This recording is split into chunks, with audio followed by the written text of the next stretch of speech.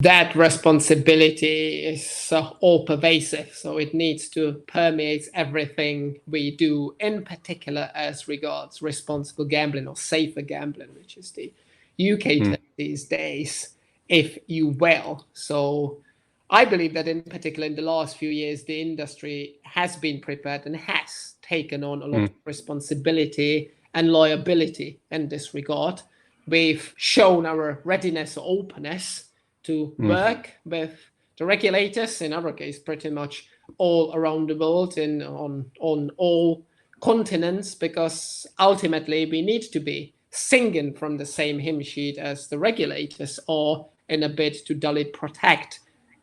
the customers, including potentially, if need be, if required, protecting customers from themselves. If any problem gambling issues have unfortunately gone way too far, then the operator definitely needs to step in and make sure that no further harm or no harm whatsoever is done, including self-harm. Hence, GVC's responsible gambling strategy and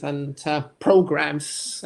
led by the Changing for the Better and the UK industry-wide efforts that have resulted from the Marcus of Harm strategy that, as you will know,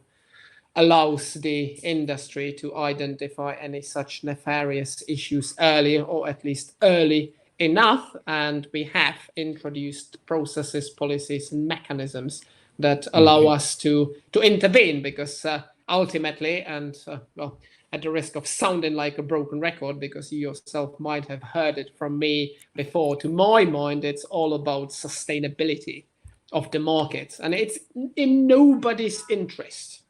nobody's, including the industry, the government, to have the gambling market populated by addicted gamblers, because that leads to a whole plethora of issues that, as I have suggested, we are doing our very best to help prevent.